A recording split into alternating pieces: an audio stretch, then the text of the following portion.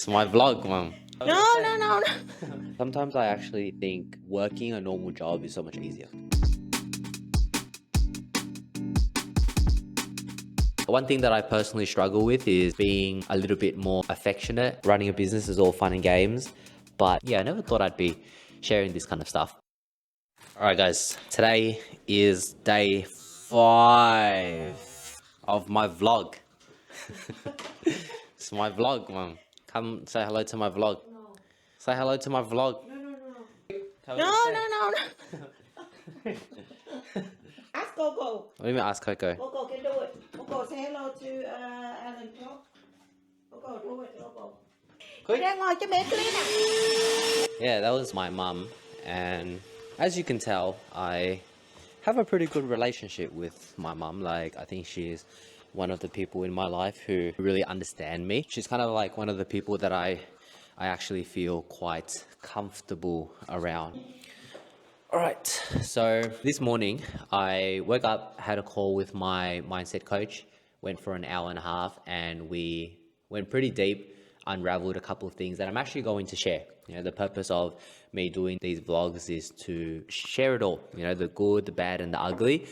So the main thing that we talked about was more so based around my relationship and elements of guilt that I feel around my relationship. So what I mean by that is something that I personally struggle with is the concept of commitment. And what I mean by commitment is, like, how do I know that this is going to be the right person? Like, in my mind, right? Like, obviously in this present moment, I love my partner, I do see a future, there's nothing wrong, right? But there's kind of like in the back of my mind, do I know that this is the right one? And what if it is not the right one? In my mind, I'm like, what happens if in 5 years time something happens, like one of us changes and it doesn't work out? Like, there's just this irrational fear that kind of goes on in the back of my mind.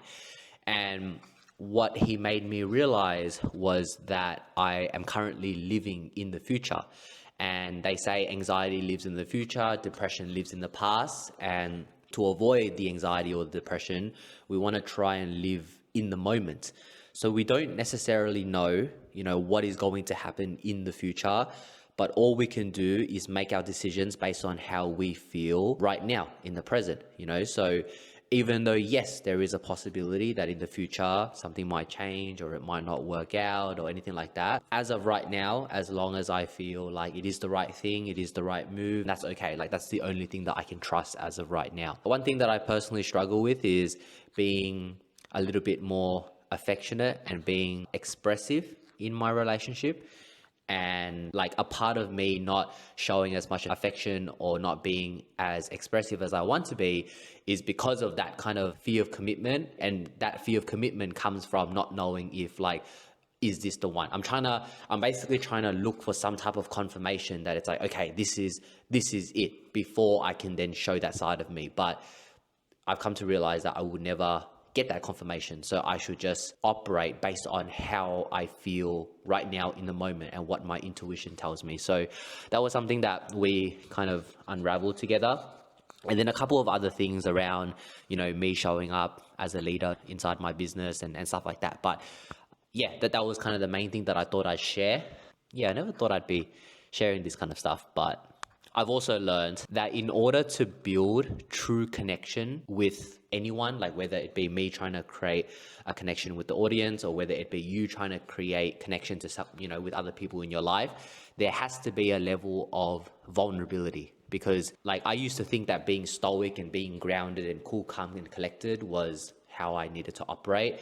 But what I realized is, through me putting on this mask and being cool, calm, and collected all the time, it actually stops me from building, you know, deep relationships and building connections with people, because they, to some degree, don't trust me because I'm not able to open up, I'm not able to express myself, I'm not able to be vulnerable. So I guess I'm practicing, you know, I'm practicing how to be more vulnerable and how to be a bit more authentic. And, you know, some people will like you, some people won't like you, and I've learned to accept that that is okay. There's nothing wrong with that. So my camera literally just died, but it's currently 3 p.m. now, and I need to do some accountancy stuff that I've been holding off for ages. There's like some compliance stuff that I need, compliance paperwork that I need to do for my company. And then I need to sort out like stuff on my tax return. And then I recently set up an SMSF, so a self-managed super fund. And yeah, I'm doing some investments in my self-managed super fund. So I need to kind of set up the account, and I don't know, I've just been like procrastinating on this stuff. Whenever it comes down to stuff about like documentation, accountancy, like stuff like that, it just does my head in, and I just like end up procrastinating on it for ages until it gets really urgent, and then I do it. I don't know why I kind of like avoid it so much, but it just does my head in, you know? All the admin stuff, like all the admin stuff in my business, like it just does my absolute head in. So, but that's kind of like what I've learned as well when it comes down to business. Like people think that running a business is all fun and games, but there's a lot of elements of it that just simply are not fun. And you slowly learn that, you know, business is a game of just doing things that you don't want to do repeatedly. And it's not always like, you know, fun like people make it out to be. So after that, I have a catch-up call with a friend of mine who I connected with recently through a men's group that I'm in. And yeah, we're just going to catch up, talk for an hour. I'm not someone who connects with a lot of people. Over the course of like my time running the business, I've always had this belief system that I'm like a lone wolf. And I've recently realized that the only reason why I think I'm a lone wolf is because I don't know if it's my ego or if it's like, it's probably number one, my ego, but it's also, maybe it's a bit of like insecurity. Like, let's say like I connect with people and I'm like, can I give this person enough value, or, you know, whatever it is. Like, it's probably a little bit of like self-worth issues combined with a little bit of ego. And you know, it goes to show, you know, because on the surface, a lot of people around me will look at me and, you know, think I'm successful and whatnot. But it kind of goes to show that no matter what level you're at, like there will always be something underneath the surface. Everyone has their own struggles, you know, like I have, you know, my own self-worth struggles. I have my own, you know, inner ego like struggles. Like everyone has their own struggles, you know. So, but anyway, I think the biggest thing is like you have to be aware of the problem, and then if you want to change, you actually have to put in the work and put yourself in an uncomfortable position so that you can change. So for me, that's like trying to connect with more people, network with more people, and I've come to learn that it's so powerful. And I wish I had done it more because, you know, I've never really been someone who understands why you have to network and create connections. But I've come to realize that it's so powerful and it's so valuable, you know, because now as I connect with more people and I network with more people, I have connections in different industries. Like I have connections in the real estate industry. I have connections in the business space. I have connections in, you know, different spaces. So when I need some advice or I need some perspective, I can go to different people. And it's just like, it feels really nice to have certain sources of people that I've built relationships with that I can kind of seek advice from and perspective from, knowing that they care about me and they want to genuinely help me, because vice versa, I'm also always open to giving them value as well. So it's like kind of like a value exchange. It took me 3 years to get here. You know, it took me 3 years to muster up the courage to, you know, connect with people a little bit more. But yeah, so we'll catch up with Tom, his name is, and then after that we'll go to the gym, and then after the gym we'll just hang out, have dinner, and then do it again tomorrow. Bro, So bro, I said say hi to my vlog. hey vlog. Just finished up my call with Tom. Don't mind me, I got a bit cold so I put a robe on. But I wanted to reflect on how nice it is to just have like a real friend, you know. Over the last 3 years, like I said, I haven't really had much friends, and to kind of just have a friend, to be honest, just feels really nice. You know, I think you go through high school and I had like hundreds of friends, but the substance or the depth of those friendships, you know, obviously they weren't there. And, you know, you're young, like you don't even know how to build a meaningful relationship at that age. And as you grow older, you realize that real friendships are hard to come by. And you only have the time and the capacity for a handful of friends, you know. And yeah, it just feels really nice to have a friend, but a friendship that is not based on the foundation of having to give each other value or on the basis of like obligation, just like real friendship, just two people who care about each other.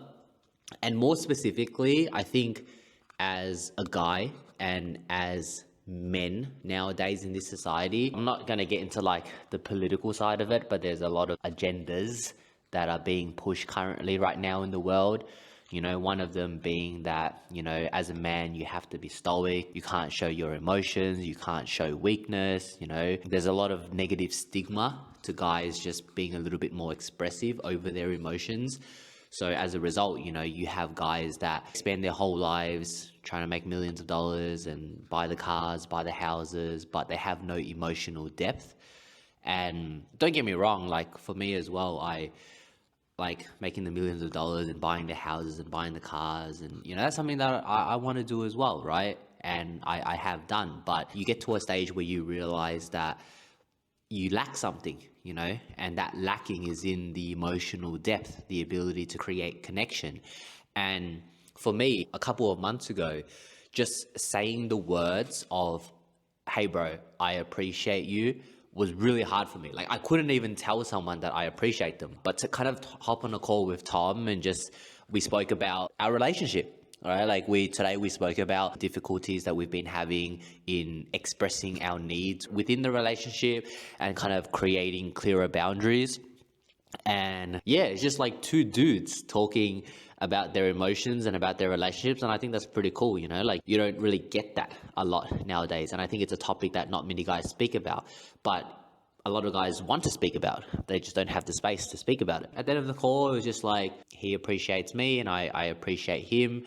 And just being able to like verbally say that and verbally express that, I thought was quite nice and quite special, and it's not something that you get a lot in today's world. And it's something that through the work that I'm doing, I'm trying to change. I want to create a space where people can be a little bit more emotionally in tune and kind of like, do that inner work. But yeah, anyhow, like that's story for another day. I'm going to have a meal now. This is some pasta, steak, mushrooms, and capsicum. And then after that, I'm going to do some work. I have like a to-do list up there on the wall that I need to get done. And then after that, probably be around 7:30, 8 o'clock. I'll go to the gym. And then, yeah, I'll wrap up for the day afterwards.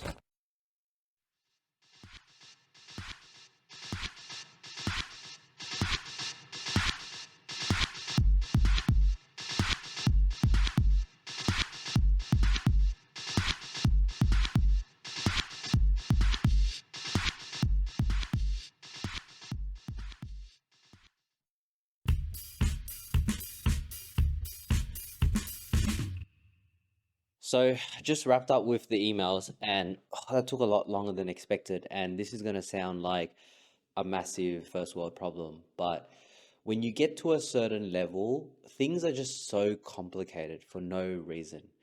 Like, I'm not someone who's very organized, right? My role, like within the business, is I'm a visionary. So I am the one who does the high level thinking. I come up with the ideas. My brain always runs at 1,000 miles an hour, and I'm just very good at thinking. I think my superpower lies in being able to break down very complex topics into, simple, digestible systems. However, when it comes down to like actual implementation, the organization of things, like I'm just shit.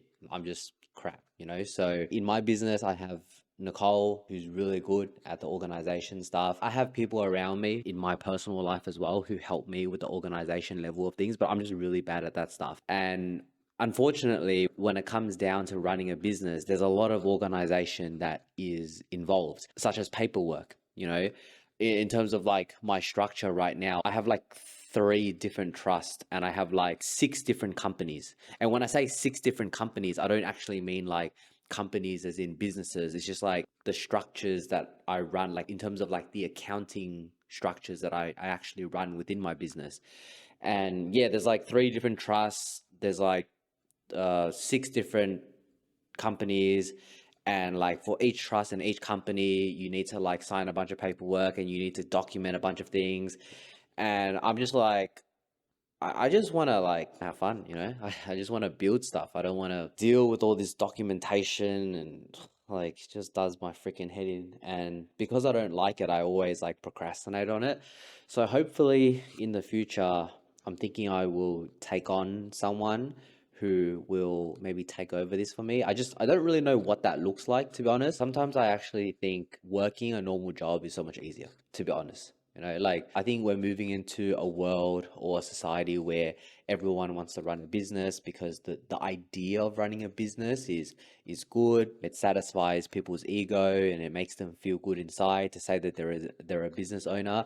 But when you actually run a profitable, scalable, successful business, it's not all fun and games. It's really not all fun and games. It's a massive journey of self-development. You have to overcome a lot of things from an internal aspect.